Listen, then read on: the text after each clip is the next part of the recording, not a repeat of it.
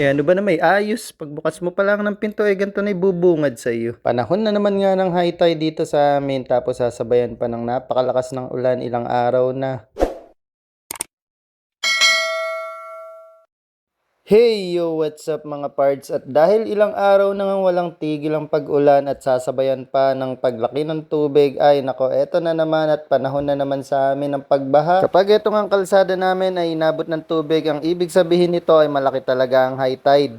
At kapag sasabayan pa nga ng buong magdamag na pag-ulan at walang tigil, ay talaga nako, kakabahan ka na dahil hindi mo alam kung kailangan mo na ba talaga magtaas ng gamit. May nadaanan nga rin kami ditong aso, ay nako, nakakaawa naman at basang-basa sa ulan. Eto nga ang kulay ng tubig ilog ay parang kulay banto na, at dito ako matatandaan nyo, dito ako sumasakay ng bangka nung nakaraang taon pagpapasok sa trabaho. Pati nga itong dating center ng barangay namin ay hindi na rin nakaligtas at tignan nyo naman, halos lubog na rin sa tubig. Eto nga ang lugar na to na tawiran ng San Miguel at San Isidro ay laging isa sa pinakamalaki ang tubig. Pagka ganyan nga mga parts ay siguradong bihira lang din ang nakakabiyahing tricycle, at kung nakakabiyahe ka ay sigurado customize ang tricycle mo dahil kailangan ay mataas. At dahil mahirap nga ang biyahe, siguradong mataas din ang singil ng pamasahe.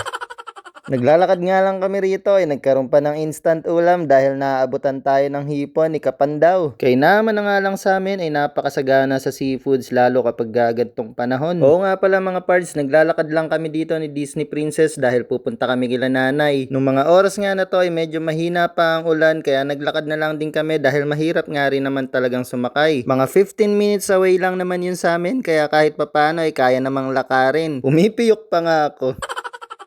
Kalagitnaan nga ng paglalakad namin ay bigla na nga bumuhos ang napakalakas na ulan. Squishy, squishy. Gusto po. Tignan nyo naman. Ang lakas ng ulan.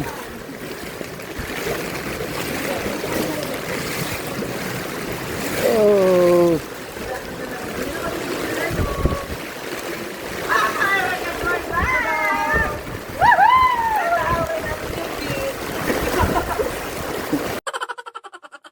Sa sobrang lakas nga ng ulan dito mga parts, kitang kita nyo naman na basang-basa na yung tagiliran ko. Ang sabi ko nga kay Disney Princess ay hawakan mabuti ang payong at huwag masyadong lumayo sa akin dahil bakali pa rin siya. Diyos ko mga parts, pag ganitong panahon talaga ay mapapaulala ka na laang talaga sa mga tingining nagbulsa ng mga pondo sa flood control project. Tapos ang gusto ay mag-move on na lang daw kami. Dati ba kayong baliw?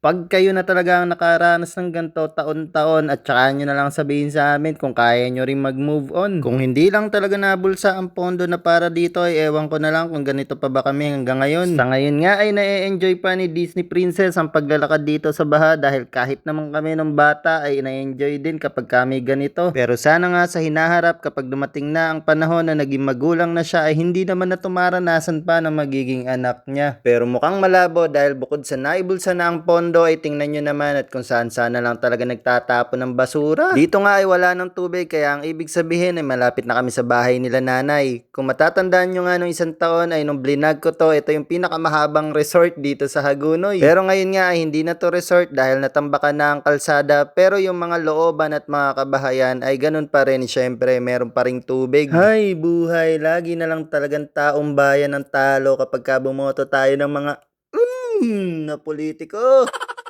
Nakakalungkot lang makita tong mga bahay na to mga parts dahil itong mga bahay na to ay parte ng kabataan ko. Ang dami ko talaga mga childhood memories sa mga bahay na yan, at eto namang bakanting lote na to, isa naman to sa mga pinaglalaroan namin nung araw, pero tignan mo naman ngayon, mistula na rin siyang ilog. Pagkatapos nga ng medyo mahaba-habang lakaran mga parts, finally andito na kami sa bahay nila nanay. Umuwi nga lang pala kami dito kasi nga tutulungan ko sana magbuhat ng mga gamit dito dahil sabi nga ni nanay ay karamihan ng ng mga gamit namin dito ay nabasa na raw. Eto nga at ipapakita ko sa inyo kung gaano kalalim ang tubig dito kung hindi nataasan itong sa may paraan. Eto nga ang bahay namin nung araw ay bihirang-bihirang abutin ng high tide kahit ng baha. Paano nga kasi mga pards ay isa to sa pinakamataas na bahay nung araw dahil meron pa tong mga 3 baitang simula sa mismong paraan. Pero tingnan nyo naman at high tide pa lang yan napakalaki na ng tubig sa loob. Pagpasok nga namin ay nakataas na ang ilang mga gamit nila dahil sabi naman ni nanay ay kinaya na nila ng kapatid kong pangit. Wala na rin namang masyadong itataas na gamit dahil mostly ng mga appliance ay nanduro na sa second floor. Eto nga lang kalan ang nakakahinayang dahil nahayaan na rin nila na malubog sa tubig dahil sira na raw ang oven. Ilang baha nga ang pinagdaanan namin ng mga kabataan namin pero never talagang inabot itong CR namin. Kung mapapansin nyo kasi mga pards, etong flooring ng CR namin ay kalabel lang halos ng flooring dito sa may mismong first floor. Pero kasi itong ground floor namin ay natambakan na rin at meron pa tong 3 baitang papunta dito sa CR dati. Pag-akyat ko naman sa second floor ay eto naman ang itsura ng kwarto nila dahil dito matagas na rin daw kapag sobrang lakas ng ulan. Nakakalungkot lang mga pards na ang dating bahay namin na puno lang na masasayang alaala ay ganito na kapag papasyalan mo ngayon. Kaya naman wala na rin kasiguraduhan kung after 5 or 10 years ano na kaya ang itsura ng lugar namin dito sa Hagunoy. Nung masecure na nga yung mga gamit nila nanay at naitaas na ang mga dapat itaas ay umuwi na rin kami at sinama na rin namin tong isang pamangkin ko. Mas madali na rin kasi sila makakakilos doon kapag wala ng bantayan na bata. Kung kanina nga napapunta kami kila nanay puro reklamo tong si Disney Princess dahil napapagod na raw kalalakad. Ngayon naman at tuwan-tuwa dahil merong kasamang maglakad. Nadaanan na nga rin namin tong elementary school kaya naman chinek ko na rin kung ano yung itsura at eto nga nakita nyo naman na nakalubog rin dito sa tubig. Madalas nga dito sa amin ay nakakansela ang mga klase hindi dahil sa bagyo o dahil sa pagbaha kundi dahil lang sa high tide. Oo mga pards, high tide pa lang yan at hindi pa talaga baha. Kaya ang ending ng mga klase dito sa mga eskwelahan sa amin ay kung hindi canceled ay adjusted ang oras ng pasok. Eto nga ang isang bata na to ay unti-unti lang talaga ako. Nung nakitang busy ako mag-video ay eto at lumalangoy na pala sa tubig. Hindi pa nga nakontento at eto humiga pa dito sa may buhangin dahil para daw siyang nasa beach. Awit sa'yo.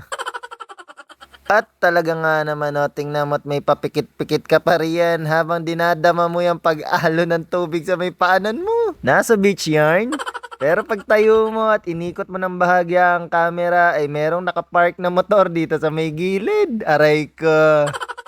Patapos na nga itong video natin pero syempre bago tayo magpaalam ay gusto ko lang ding i-shout out yung contractor na gumawa nitong mga flood control project na to. Tingnan nyo naman ang ginawa nyo. Nanyo talaga. O so paano? Yun lang. Thank you for watching.